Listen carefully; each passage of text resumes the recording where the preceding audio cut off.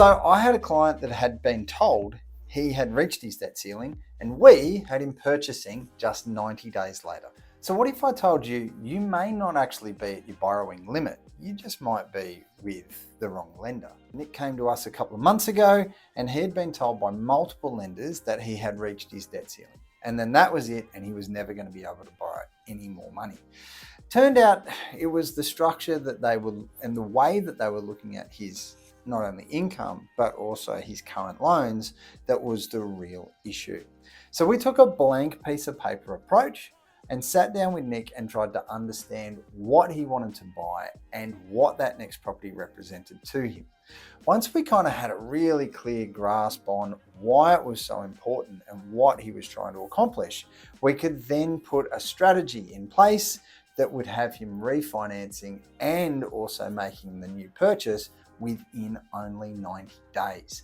Now, mind you, Nick had been told for the previous 2 years that he had reached his borrowing ceiling. So to get that kind of result in that time was just amazing for him and a great result.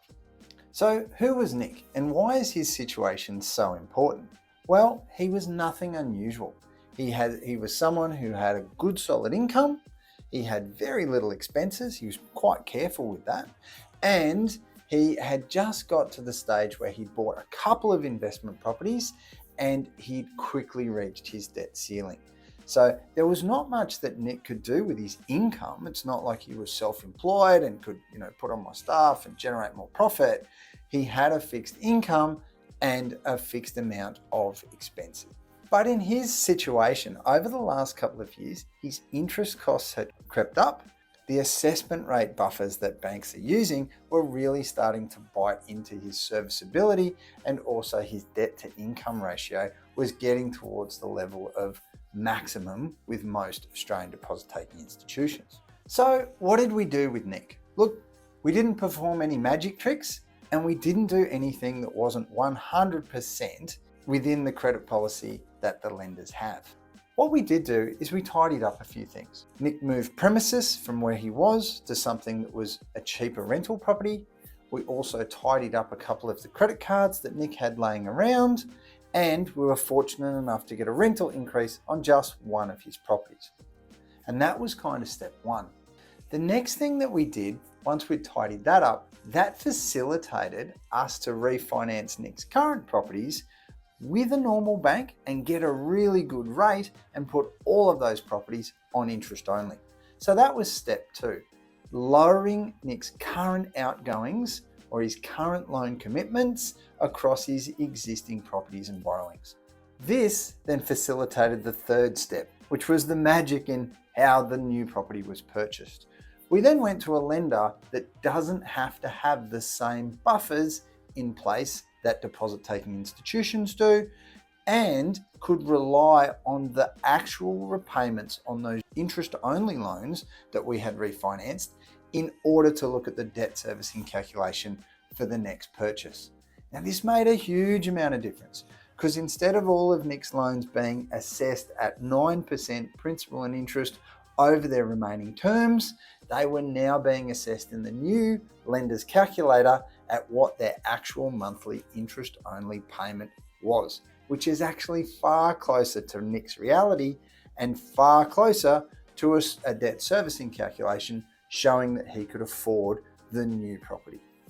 Now, although this seems like a really subtle change, as you can imagine, the current lenders were all looking at Nick's lending at their servicing rate of nearly 9% principal and interest, as opposed to 5.6% interest only.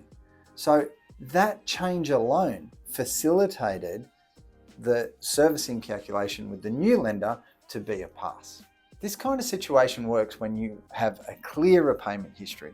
The next property that you're purchasing really stacks up on its own merits, and you think you have strong rental growth ahead of you.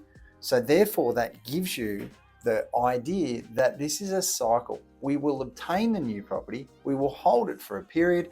As our incomes and rents rise, or maybe our other debts have the ability to be reduced, then that gives us the ability to refinance this non-deposit taking institution lender back over to a deposit taking institution lender and get you a better rate within, say, the 2 to 3 year period. When does this strategy not work for you? It won't work for you if you don't think that your incomes are going to increase in the future. It won't work for you if you're already in financial distress.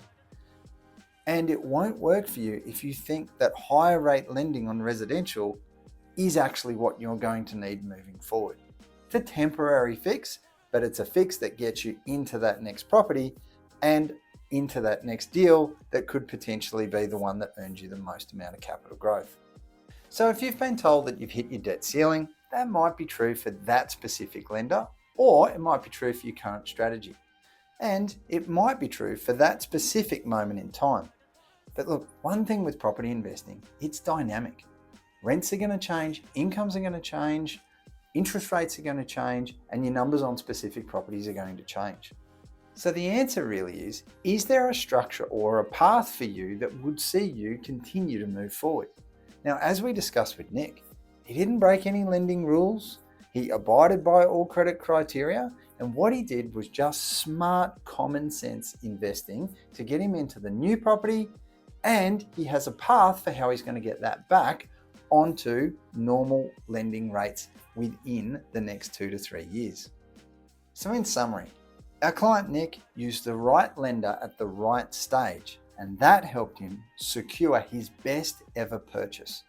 Now, that purchase is currently costing him about $6,000 more per year in interest than his other properties. But that $6,000 is money well spent. The property that he secured has been an absolute cracker, and he has probably made 10 times that amount of money in capital growth this year.